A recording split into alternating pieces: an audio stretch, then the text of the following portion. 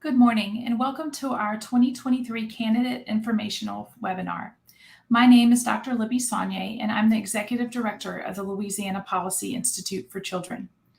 LPIC is a nonpartisan, independent source of data, research, and information for policymakers and stakeholders on issues related to early care and education for young children ages birth to 4. This webinar will provide you, the candidates, with information on the current conditions of early care and education in our state. Our presenters are advocates, business leaders, and most importantly, the providers and parents from around the state who know firsthand the significance of investing in our early childhood education system. Our goal is for you to leave this webinar with necessary information to speak about this topic while campaigning for your prospective races. And when elected, you will be able to make informed decisions to best support Louisiana's youngest learners, our babies, and their families. Viewers are joining us live from Facebook, Twitter, LinkedIn, and YouTube. We have a full agenda. However, we will also allow time for questions and answers. Please type your questions in the comment section on the platform you're using, and we'll address them at the end of the presentation. Let's begin with this question. What do we need to invest in early care and education? The early years matter most for young children because 80% of brain development takes place by age 3 and 90% by age 4. Early experiences affect the development of the brain architecture, which provides the foundation for all future learning, behavior, and health. The brain is like the foundation of a house. If it's not built right the first time, it is difficult and expensive to fix later. There are significant academic and social benefits in the long term for every child that has access to early childhood education. Next, it's my great pleasure to introduce Dr. Stephen Barnes, Director and Associate Professor from the University of Louisiana at Lafayette, Blanco Public Policy Center. Dr. Barnes will address some of the economic benefits of investing in early care and education. Thank you, Dr. Saunier. I'm happy to join you all today and share a little bit about the economic importance of childcare. 2/3 of Louisiana's young children have all available parents in the workforce, and many rely on childcare to do so. With so many businesses struggling to find workers, the importance of childcare cannot be understated. If childcare is out of reach, parents will leave the workforce to care for their children, creating real challenges throughout the economy. Big picture, the return on investment, or ROI, and economic impact of investing in early care and education are tremendous. James Heckman, Nobel Prize-winning economist, describes investing in the care and education of young children as the most efficient use of a state's financial resources, and found up to 13% return on every dollar invested in high-quality early care and education. Every $1 invested in early care and education centers returns $1.87 to the local economy in purchased goods and services. And according to our studies done with support from the Louisiana Policy Institute for Children, child care breakdowns for working families cost Louisiana businesses over $760 million per year, and the Louisiana economy as a whole about $1.3 billion per year. For more on that study, please visit our website where you can find the full policy brief that we developed with support from the Policy Institute for Children. But big picture, it's in Louisiana's best interest to come together to support the needs of early child care providers. It is crucial to the health of the state's economy that these businesses not only stay open, but also continue to grow. And now let's welcome Liz Laborde, Chief Grants Officer of the Community Foundation of North Louisiana. Thank you, Dr. Barnes. It's a pleasure to be with you all today. Early care and education is not just a state issue, but also a local issue. Local communities need not only rely on state programs to provide childcare options for working families. Localities can invest local funds to expand access to childcare and even launch their own programs. For local communities willing to make their own investments, the Louisiana Early Childhood Education Fund is an excellent opportunity to benefit from additional state support for local priorities. It provides matching funds for local early care and education investments. The fund offers local entities in Louisiana a dollar for dollar match on investments to expand education for children who need it most. In our community, our foundation spent a substantial amount of time building a local leadership coalition. This included government officials, the business community, the public school system, and the nonprofit sector. This coalition culminated in a 2-day early childhood summit, at the end of which the attendees signed a resolution to improve early childhood education in our community. Then our foundation launched an effort with local businesses and philanthropic organizations to raise $1 million to support expanded quality early care and education to local residents. This was known as the Shreveport Early Start Initiative. In 2021, the Shreveport City Council appropriated an additional $215,000 to add more seats to this program. Then in 2022, an additional $3 million for early care was appropriated by the Shreveport City Council. At this time, I'd like to introduce Christy Bardell, the Executive Director of the Children's Coalition for Northeast Louisiana. Thank you, Liz. I'm excited to join you all today. In Louisiana, there are a number of publicly funded early care and education programs like Head Start and LA4, which you may be aware of. But there are also two programs that may not be as familiar, which are the Child Care Assistance Program, also known as CCAP, and Birth to 3, also known as B to 3. These programs are statewide. They serve families of children 3 and younger and support working families that have parents who are employed, in school, or looking for work. Despite these historic investments made in these programs over the last several years, it is estimated that over 100,000 children under age 5 are still in need of child care in the state of Louisiana. And this is a tremendous amount of children. The wait list for the child care assistance is the highest it has been in years, with 3,300 children waiting for a seat, some of which have been waiting since October of last year. Early childhood and access to early education is a barometer of a thriving community. Nevertheless, this waiting list has a monumental impact on working families and the economy. Now we will hear from Raven Lyons, a parent who has been able to utilize the Child Care Assistance Program and how it has helped her family. My name is Raven Lyons. I just recently moved to Prairieville from Terrebonne Parish. I have 2 children. My daughter is 7 years old, and I have a son that's 4. I am also married. Me and my husband both work full time. He go to work for 4 a.m. every morning, Monday through Saturday, which leaves me solely responsible for getting my children to and from school.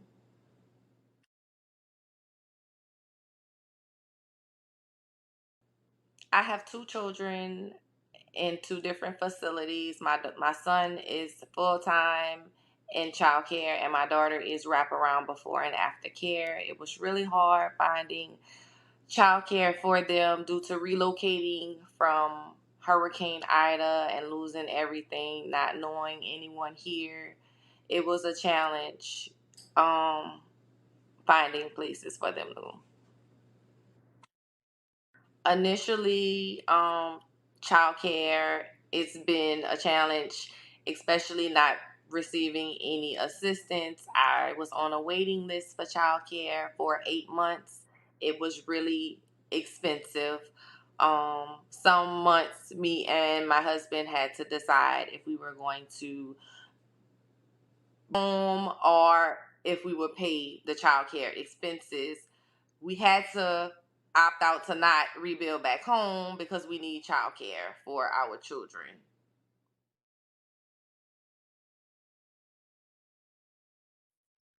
Initially, we were both working. It felt like we were both working just to pay childcare.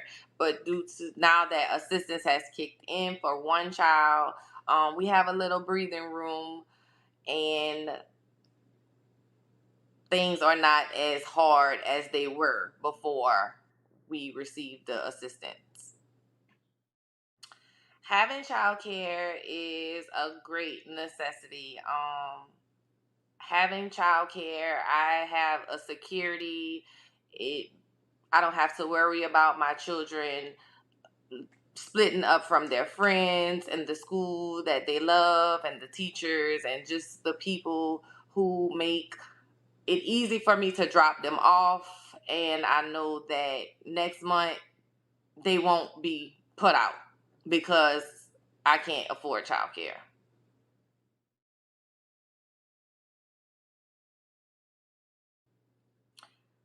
I want policymakers to know that funding is needed for childcare. The waiting list is insane. Having childcare plays a big role in just our mind when we're at work. We won't have to worry about if our children will be put out of childcare because it'll be funded.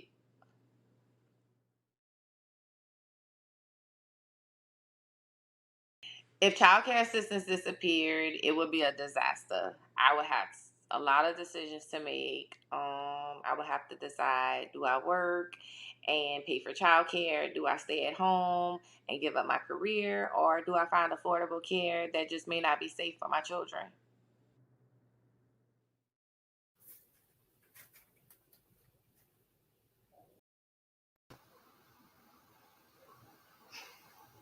Good morning. It's an honor to be with you today. My name is Sarah Berthelot. I'm the president and CEO of the Louisiana Association of United Ways. In Raven's video, we heard how she and her husband both work full-time, but still struggle to afford childcare. This is the case for so many families in Louisiana, especially for Alice. Please allow me to now introduce you to Alice. Alice stands for Asset Limited Income Constrained Employed. Alice is the hard worker who waits on our table, fixes our car, rings us up at the grocery store, serves in our classrooms, and cares for our elderly and young, and so much more. Alice earns more than the federal poverty level, however, not enough to meet a basic budget, which is on the screen. This budget serves as an anchor for the Alice measure. As you can see, taking a look at the column for a family of 4 with 2 small children, the family needs to earn $66,288 just to cover these basics. This total income factors in child care tax credits and dependent care tax credits, and it's important to know that these family expenses have increased 11% between 2019 and 2021, reflected most acutely in child care, food, and housing costs. For this family of 4, the federal poverty threshold for this family is $25,100. So here's where you find Alice, working hard, earning above the federal poverty level, but below this budget calculated for their family size. And this budget is based on public research data and is customized for the state of Louisiana.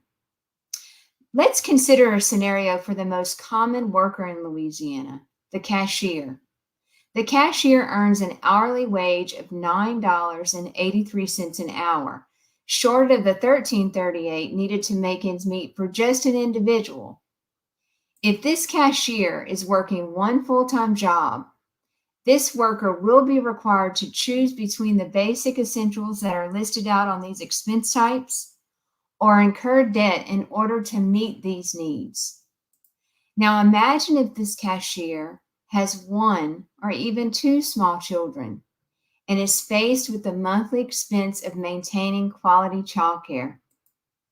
When a family is unable to clear this budget, they are forced to make choices between these bare minimums. Choices between food, quality childcare, health care, and other needs. impacting the entire family. In the next slide, we want to show you that, taking a look at the budget we just showed, more than 562,000 Louisiana households were ALICE in 2021. This is a record high at 32% of all households in Louisiana. When factoring in the 19% of households in poverty, 51% of households in Louisiana were living below the ALICE threshold, unable to meet the budget we just reviewed with their earnings. When it comes to the percentage of families living below the ALICE threshold, Louisiana ranks only second in the United States, only to Mississippi. When ALICE can access childcare supports, we are helping the children of ALICE access quality care for a strong start, and then we're also helping their parents work. We are helping to alleviate some of the most difficult choices for the ALICE families, especially the one that most directly impacts their young children: access to quality care. Thank you so much. And now I want to turn it over to Jonathan Pierce, who's the president of Sugar and Spice Children's Academy in Lafayette, Louisiana. Thank you again. Good morning. Thank you, Sarah. The most pivotal component of early childhood education is the quality of care and education provided to young children. I believe childcare providers must do a minimum of 3 things to be successful. Number 1, to ensure that the children are in a safe and secure environment. Number 2, to ensure that the children are having fun. And if we accomplish those 2 things, the third thing comes easy, and that is to make certain that they are learning. On the surface, it all sounds easy. Our teachers and caregivers are with our little ones for up to 11 hours each weekday. These educators need to be patient, creative, adaptive, empathetic, keen observers, flexible, knowledgeable of age-appropriate practices, passionate, and so much more all at once. Addressing burnout is vital for the well-being of these educators and the quality of care provided. This challenge aligns with the goal of offering enriching experiences by supporting those who contribute to the child's growth. Emotional exhaustion can lead to diminished empathy and patience, which can impact teacher-child relationships that are vital for a nurturing environment. This often leads to reduced performance and creativity. This is a large reason for high turnover in early childhood education, which disrupts the consistency in a child's lives. Stable relationships with teachers and caregivers are extremely crucial for emotional and social development. Prior to the pandemic, childcare centers often struggled with attracting and retaining qualified staff due to factors such as low wages, demanding work hours, and physically and emotionally taxing nature of the job. The turnover rate was extremely high compared to other professions. During the pandemic, those challenges intensified.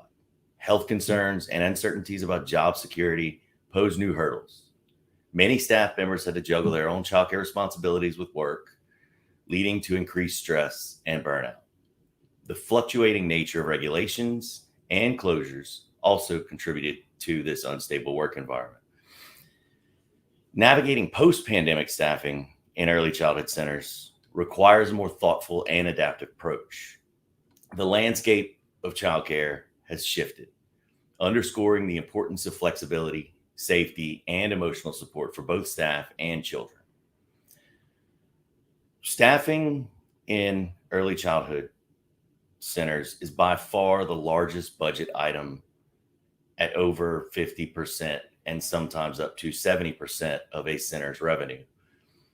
Now, in 2022, the Louisiana Department of Education partnered with the Blanco Center at the University of Louisiana to run a 2-year study that will provide supplemental teacher pay to participating Type 3 childcare centers for lead and assistant teachers who are working 30 or more hours per week.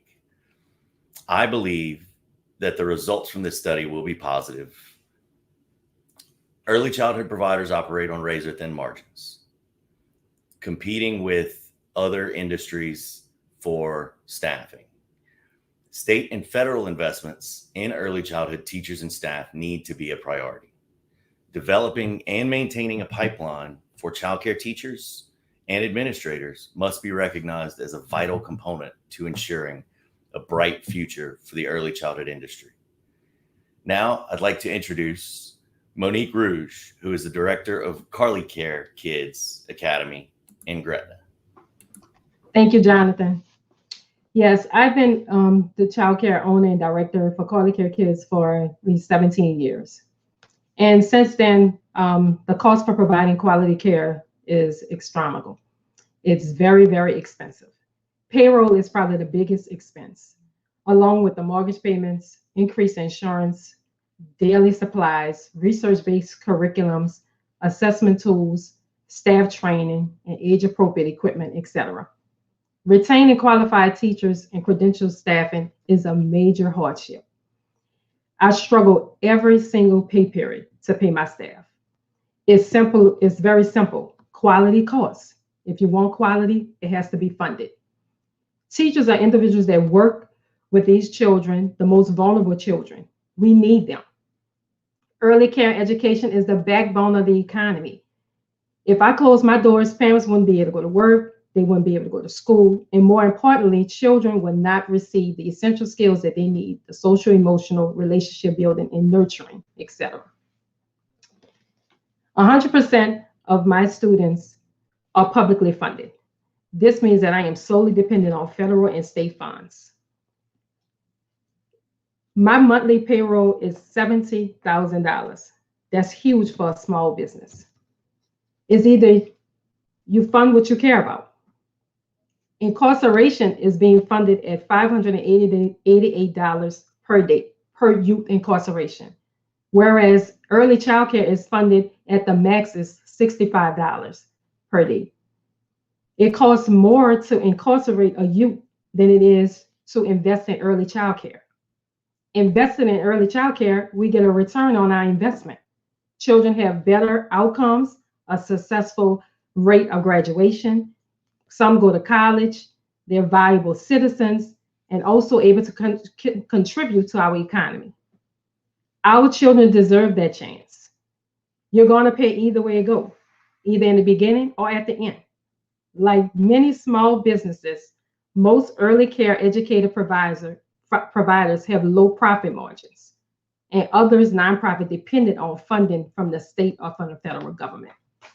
The Louisiana Department of Education had helped us out with this, with COVID relief funds, ARPA funds.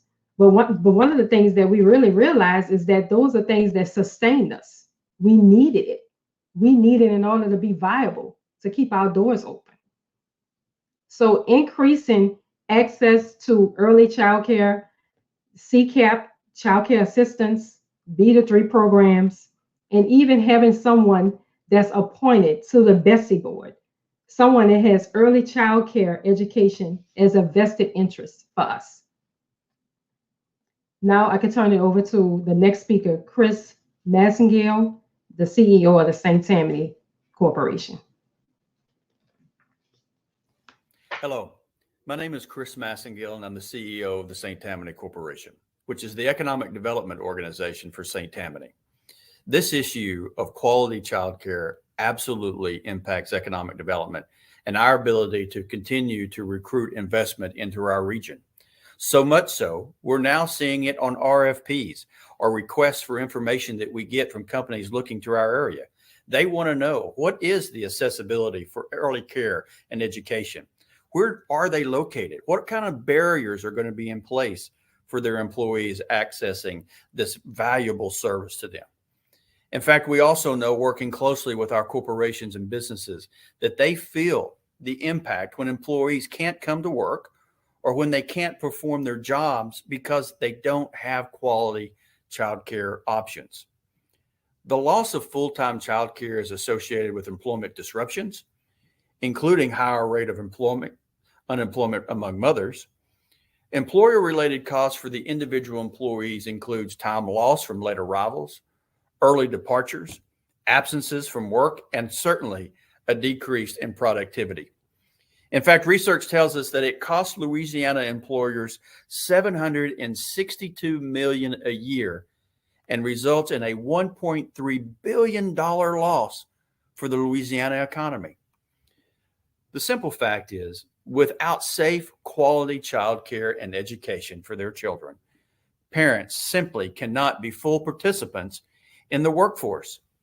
At the same time, we know that child care providers are struggling to hire and retain staff in their facilities, which certainly compounds the myriad of financial difficulties they already face. This is important to note. The child care industry is a critical component of the American economy and the Louisiana economy. Not only does the sector generate its own economic output, but since child care ensures that working parents can go to work, the industry also acts as a support to every other industry in our economy. In other words, when the child care industry is strong, it boosts other sectors at the same time. ECE is a critical part of the economy. We encourage you to make this a part of your campaign platform. Thank you for giving us an opportunity to communicate this. And if you have any questions at all, please place them in the chat or contact the Policy Institute directly. If you've got any thoughts or questions about how it impacts economic development, reach out to me, 985-502-3866, and I'm happy to talk to you about how it directly impacts economic development and businesses. Again, thank you for participating in this webinar, and we look forward to talking to you again soon.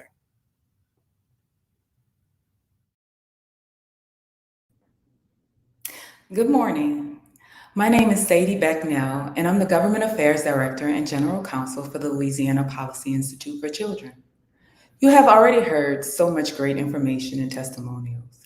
I would like to add a bit more to support you all in building your campaign platform around early care and education.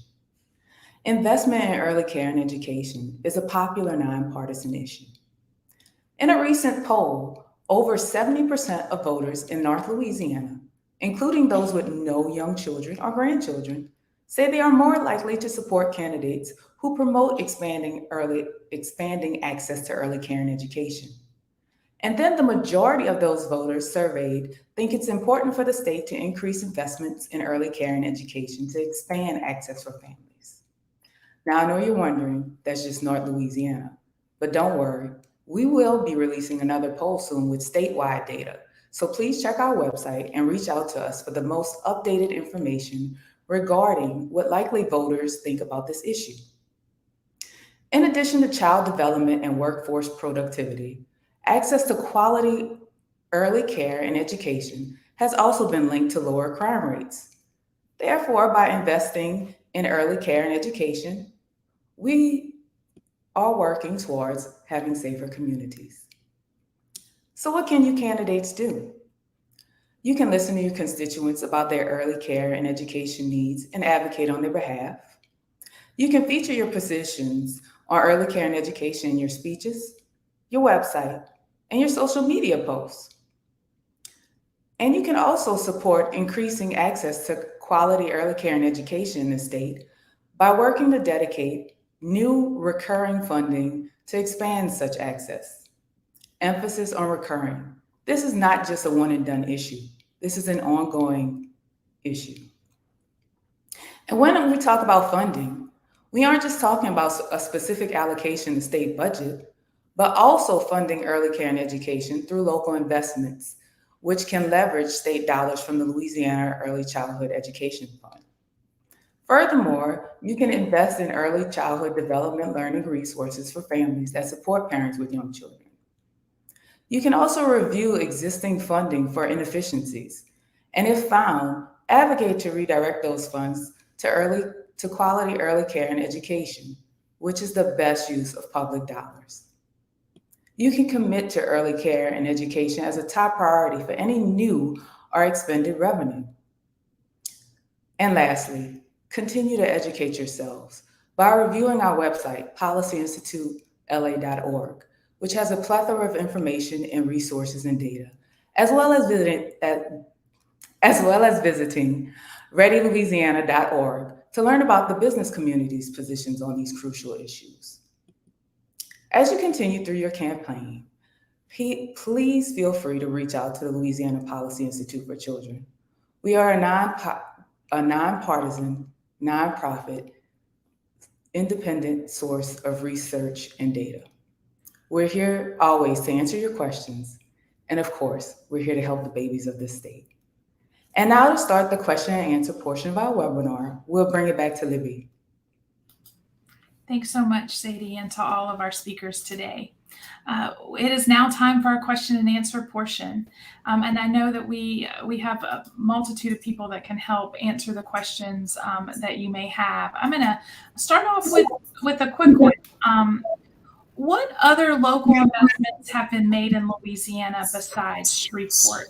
And so we know at the Policy Institute for Children that the Jefferson Parish, their government has put in $300,000 towards seats, which has helped them match another $300,000 from the Early Childhood Education Fund. And then in the city of New Orleans, in the parish of New Orleans, they were able to pass a millage on April 30th, 2022 of $21 million annually for 20 years, which then they can offer that one-to-one match as well. And then I'm going to kick it over to you, Christy, because you all do some really wonderful things with local investment with your scoring as tax credits that you get through the Child Care Resource and Referral Agency, because that's what you all do at the Children's Coalition. Share with people what you all do with that funding that you're able to acquire. Thank you, Libby. With the funding that we're able to acquire, we've actually done a couple of different things. Most recently, we make sure that we're filling wherever any gaps may be. So when we look at the Birth to 3 programming, we've looked at potentially supporting some of those Birth to 3 seats with that funding. We also provide mini grants to different child care centers to supplement the work that they're doing.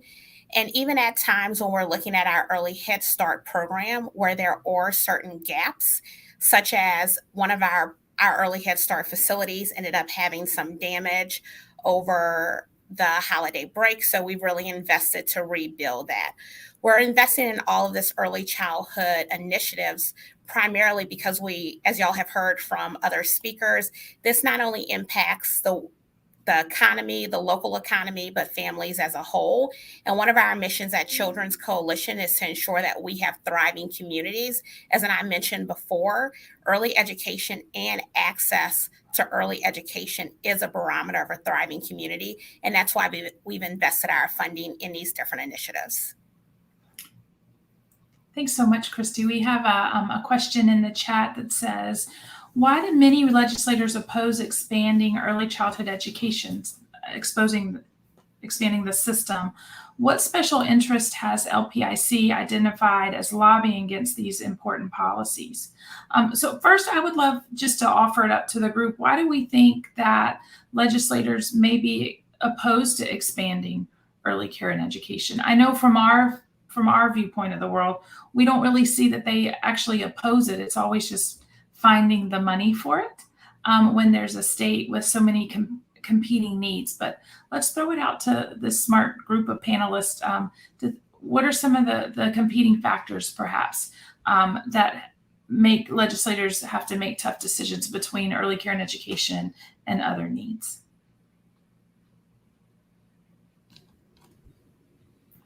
Sadie, you can come off mute. I think there's a misunderstanding. A lot of people just assume it's daycare and kind of write it off as such. So that's why it's so important for us to get the word out about the importance of early care and education. Thanks, Sadie. I'm wondering with our providers, I know that Jonathan mentioned it and so did Monique too, like this isn't babysitting. And we don't care for the day, we care for the child and we educate them. What would you tell a legislator about why this is critically important to you as a small business, but also to them for the community that you serve?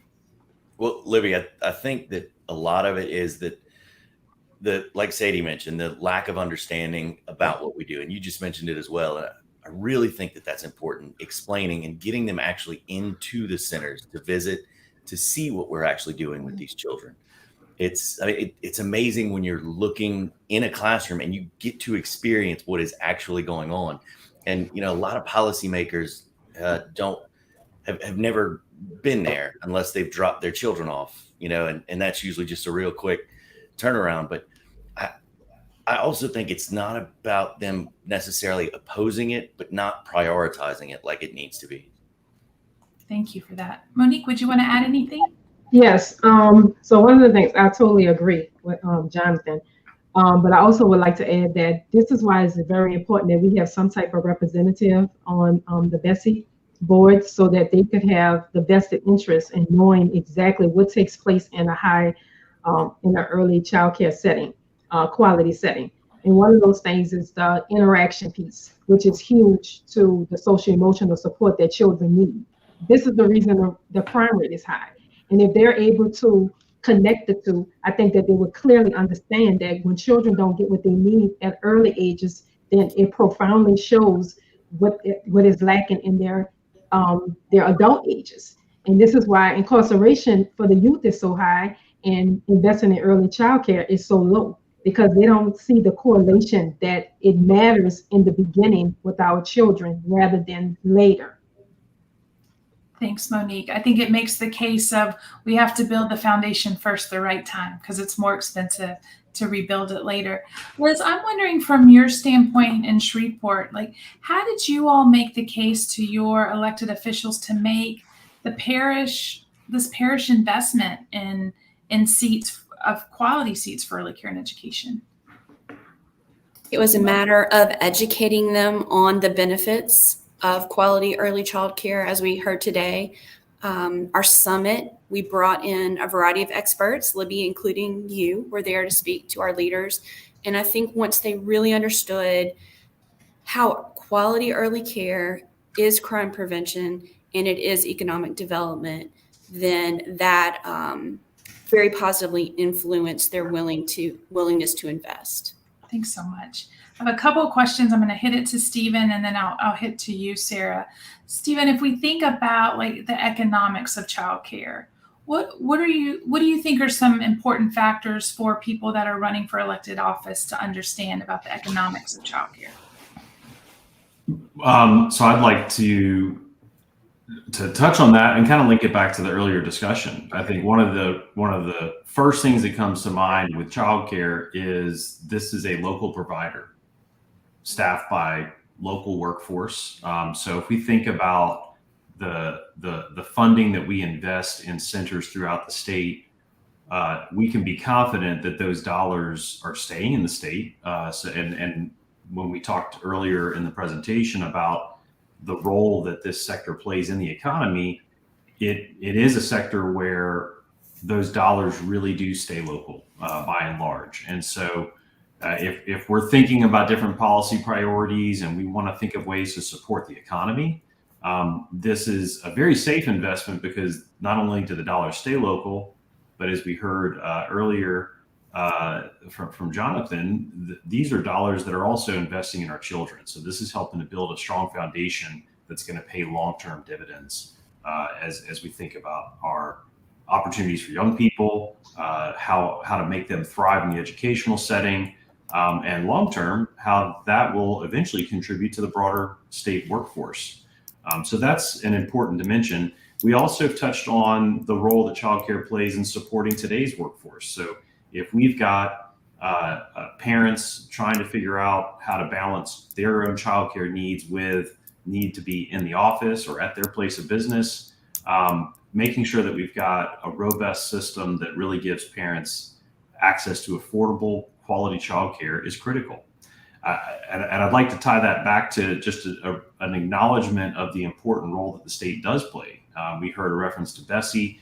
The state plays a role in regulating this system to make sure that it is safe and that we do have good standards for quality. And so I think if the state, as part of that role, I think the state has to be engaged in making the system work. So if we want to regulate it, we've got to make sure we've supported it in the right way. I do think that there are some policymakers and legislators who might see this as something that needs to be addressed at the local level. And Louisiana, I think, has taken a great step in making sure that there are state dollars to help encourage that. So state matching dollars that can encourage locals to step up and expand access to childcare. And so I think that's another area where we're doing the right things. We're going to have to continue to reinvest to grow those opportunities. So it's not something the state needs to solve on its own. And I'll also reference a great, really in-depth study that we did, again, with support from the Policy Institute for Children, looking at sort of options to generate that local funding to help expand childcare with that local initiative. That's also something you can find on the Blanco Center's website in our research section. Thanks so much, Stephen. I also want to point out this: if we talk about, investment of state dollars and local dollars in this system, there's the regulatory piece. And if we think about, we don't normally talk about regulatory quite that way in early care and education. We really talk about accountability. And so we have a lot to be proud of in the state of Louisiana. We are in the top 20 in the nation related to our accountability for early care and education. And so we have done a lot in our state to really look at quality, accountability, when public dollars are going behind young children, that we know they're a part of an accountable system. And Sarah, I really appreciate what you brought forward related to Alice. They are our neighbors. And so I just, from you, one more hit at, like, who are the people that we're talking about that we know that childcare is a single highest expense for families? Who are we talking about when we talk about Alice? We're talking about the people, they're all around us. We know them in our families, but if we just go out and get something to eat, we go out to eat, we gas up our cars, we visit our local hospitals, we visit our local schools. Alice is all around us. If we go shopping at the local mall or big box store or local small business, we're likely looking at Alice, and we're looking at parents that are trying to work hard to provide for their families. There's many of them that have small children that are in need of quality care. And mathematically, for Alice, oftentimes the budget just doesn't add up, and it requires them to make choices. And so when we think about the future of Louisiana, our children, what we want to do is to prevent the hard choice that a parent may make to compromise on quality childcare. We want every child in Louisiana to have access to quality childcare, to have a strong start. But the reality is the mathematical elements of someone's wage might prevent that from happening. And it might also prevent other needs from happening for a family as well. And so what I encourage everyone to do, especially those that are running for office, is it's likely you know Alice personally. I encourage you to talk with them, ask them to talk about the choices that they make, about the challenges that they have financially, talk to them about their work. And when it comes to their children, talk to them about the choices they have to make relating to their kids. And so they will not be hard to find. And thank you, Libby, for asking this question. Absolutely. I think we forget oftentimes that Alice is our next door neighbor. Mm-hmm. And that, a little bit over half of our families are within the Alice population or poverty. And so this affects everybody. Mm-hmm. I also want to highlight this question from Russ Wise, asking, are we suggesting that early childhood education should remain private, or should it become a statewide investment? By and large, early care and education is private. They are private. Jonathan and Monique run a private business that, because they are in the accountability system of our state related to early care and education, they can receive public dollars to support children in their early learning centers. And so what we're saying is it needs to be a statewide investment. At the end of the day, we know that our budget is a value proposition. It's that way at our own home, and it's that way in our state.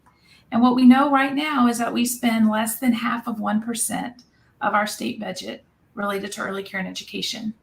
And so what we're talking about is, how do we increase state investment and local investment, to Stephen's point, for good government, to ensure that we have that good dance between the two, so that we can make sure that we're investing in our young children. We can't administer early care and education without private businesses like Monique and Jonathan. It just doesn't work. Infants and toddlers are the highest, most expensive to care for. And we know that our early care and education providers have the education and the know-how and the skill set to do that. And so we just can't do it without them. And so we just really encourage you all who are running for elected offices to really put early care and education on your platform. Be the people that we can go to, that our parents can go to, our providers can go to other advocates, to know that you are a friendly face, and that when children win, we all win. At the Policy Institute for Children, our tagline is when children, we know that a stronger Louisiana starts with successful children. And successful children, we would all say, really happen prenatally all the way through. And so what we also know is that 67% of our babies have both or their single parent in the workforce. And within the first year of life, over 60% of mamas have to go back to work. And so that we know that these little ones are in settings, and we want to ensure that these settings are quality, because quality matters. It saves lives. It gets little people ready for kindergarten. And when they're ready for kindergarten, then they can read on grade level by third grade. This is a stepping stone. It is cumulative. And so we really appreciate you all today for joining us. Thank you for your thoughtful questions. We hope that you really walk away with a better understanding of how you can truly make a difference in the lives of our youngest learners. I also want to thank the Policy Institute staff. None of this works without our team at the Louisiana Policy Institute for Children. And they all worked tirelessly behind the scenes to make sure this event happened and was successful. Thank you to all of our panelists for telling a story of Louisiana that we all needed to hear. This work never stops. The need for stronger policies never stops. And the need for funding doesn't stop either. To learn more about early care and education in Louisiana, please visit our website at the Policy Institute. It is policyinstitutela.org. We are, again, a nonprofit, nonpartisan organization squarely focused on children birth to 4 in our state, ensuring that we have smart policies to make sure that our children are wildly successful, that they are actually thriving and not just surviving. Thank you all for joining us today.